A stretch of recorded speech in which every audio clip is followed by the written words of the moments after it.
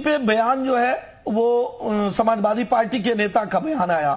घटना गाजियाबाद में होती है। धर्मांतरण कौन कराता है? अब्दुल रहमान। अब्दुल रहमान बताइए कहां का पुजारी है?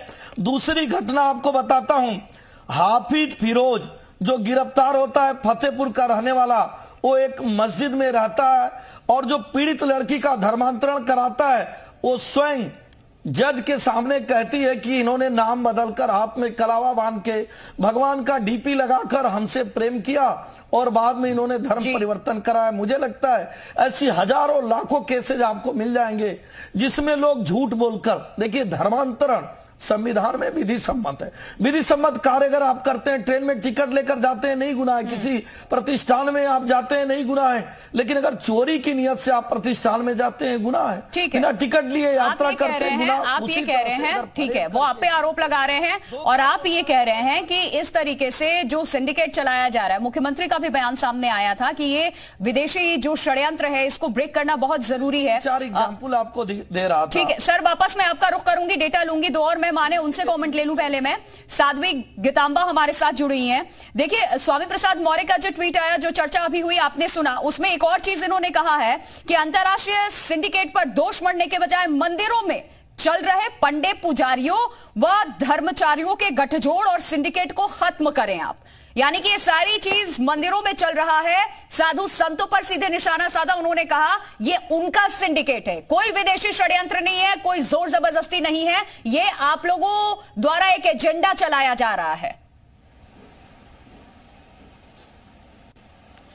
प्रिया जी, ये हमारे यहाँ जो धर्मांतरण का एजेंडा चल रहा है ये ईसाइयों ने बहुत ज़्यादा किया, क्योंकि जो हमारे यहाँ छोटे तबकों के लोग थे, जो गरीब थे, उनके घरों में घुस करके ईसाई महिलाएं नहीं, वो साधु संत को लेकर के उनको कुछ पैसे का कह रहे हैं कि ये उनकी देन है, ये यहाँ से शुरू हुआ है, ये इनके द्वारा एजेंडा चलाया जा रहा है। मंदिरों में पंडित पुरोहित पुजारी चला रहे हैं ये एजेंडा। नहीं, यहाँ स्वामी प्रसाद मौर्य असल में थोड़ा सा फ्रस्ट्रेट हो चुके हैं। इनका राजनीति अब खत्म हो चुका है, तो अब ये नाना प्रकार का दोष साधु संतों पर लगा रहे हैं, क्योंकि उत्तर प्रदेश के जो मुख्यमंत्री वो भी एक सन्यासी हैं। तो इनको अब लग रहा है कि साधु संत पर भी एक एजेंडा चलाया जाए कि इनको दोषी बनाया जाए, इनको किसी तरह से। हमारे धर्म में कहीं भी कोई भी सन्यासी कहीं किसी धर्म परिवर्तन में आया ही नहीं है, क्योंकि हम लोग भजन पर विश्वास करते हैं। और उसके लिए अगर स्वामी प्रसाद मौर्य जी ऐसा बोल रहे हैं तो किसी एक साधु का नाम बता दें, कोई एक साधु ऐसा सामने ला दे जो सन्यासी है, जो सच में सन्यास ग्रहण किया है, उसको अगर ये सामने लाके खड़ा कर दें कि नहीं इन्होंने धर्म परिवर्तन कराया है, तो हम मान लेंगे।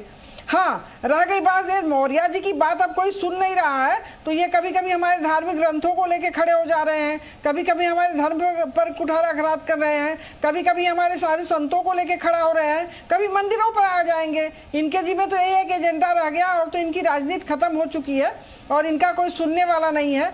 जब सुनने वाला नहीं तो सुनाने के लिए एक नया मुद्दा लेकर के ये सामने आएंगे।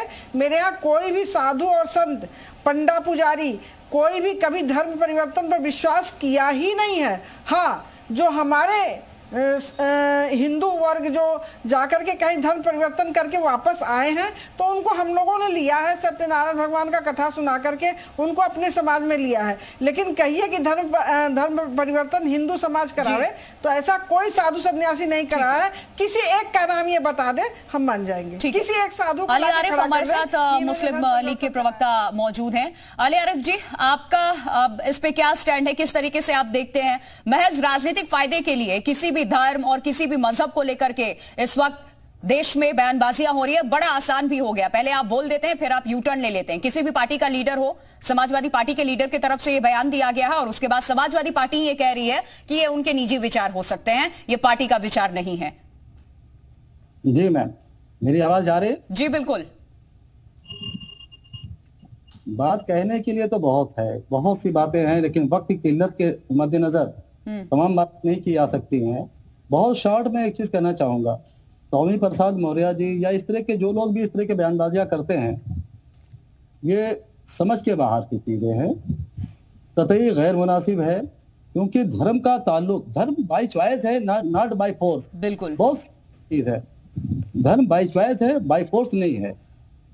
और जहां तक उलमा अकराम का ताल्लुक है या पंडित जी का ताल्लुक है या धर्मगुरुओं का ताल्लुक है, उनका सिर्फ इतना सा काम है कि वो धर्म के बारे में लोगों को बताएं, एक्सप्लेन करें कि व्हाट इज धर्म, धर्म है क्या।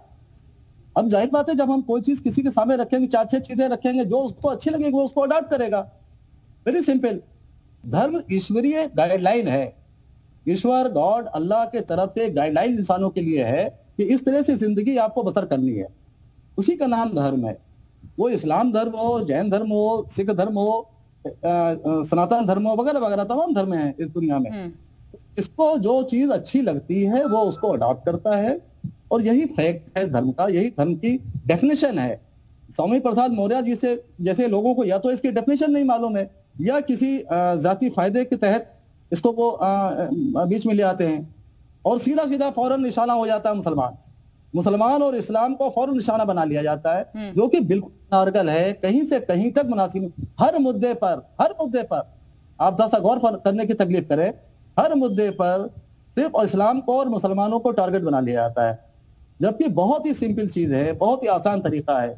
कहीं से कहीं तक किसी को बाय फोर्स आप किसी भी धर्म को मानने के लिए मजबूर नहीं कर सकते। तलवार उसके गर्दन पर जब तक रहेगी भाई तब तक वो जो चाहिए कहलवा लीजिए, जैसे गर्दन से तलवार हटेगी। अली आरिफ, एक चीज और, बीते कुछ दिनों में ऐसे कई हमने मामले देखे हैं जहां सच्चाई को छुपाया गया है। क्या धर्म और मजहब में इसकी जगह है कि आप किसी से अपनी सच्चाई छुपा रहे हैं, सच्चाई छुपा करके उसके साथ आप छलावा कर रहे हैं, आप अपना नाम बदल ले रहे हैं, आप किसी और धर्म से जुड़ा हुआ खुद को बता रहे हैं, दूसरे का विश्वास जीत लेते हैं, उसको अपने झांसे में ले लेते हैं, तो इस चीज को क्या जोर जबरदस्ती ना माना जाए? ये मक्कारी नहीं हुई, ये धोखा नहीं हुआ क्या सामने वाले के साथ? मैंने आपसे अर्ज किया कि धर्म बाई चॉइस है, बाई फोर्स नहीं है। जो भी काम, और खास तौर से मुसलमान, अगर जो भी काम आउट ऑफ वे जाके कर रहा है वो यकीनन गलत है। एक आपको सिंपल सी मिसाल दे दें, आपको बार बार लब जिहाद न जाने कितने जिहादों का जिक्र होता है। यू जस्ट इमेजिन कि सिर्फ इस्लाम में एक तरीका है जो समाज ने और धर्म ने दिया है निकाह का, उसके अलावा जितने भी तरीके हैं वो सब नाजायज हैं, और उसकी बदतरीन सजा है। इतनी गंदी और इतनी सख्त सजा किसी भी और क्राइम की नहीं है।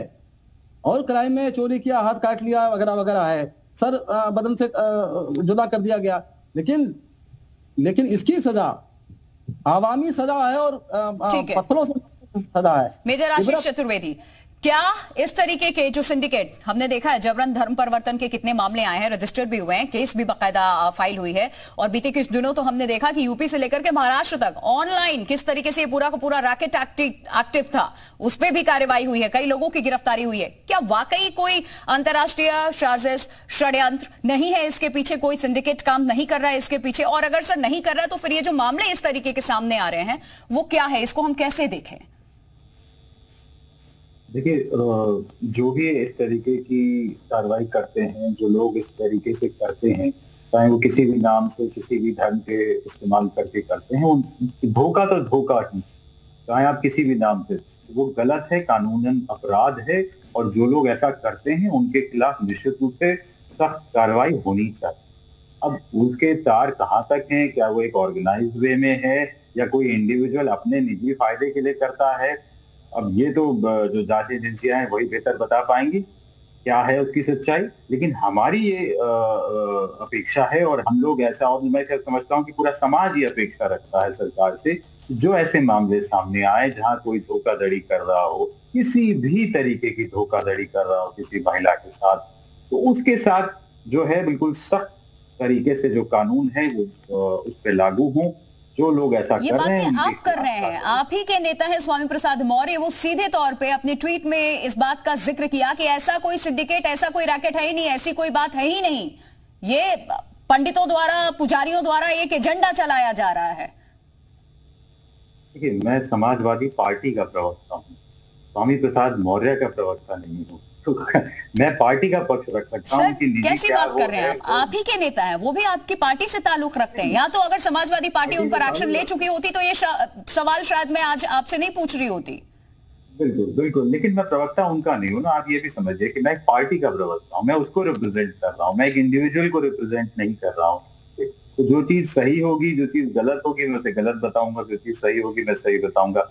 जो पार्टी हमारी स्टैंड है, जो पार्टी का स्टैंड है, मैं आपको वही तो रखूंगा ना।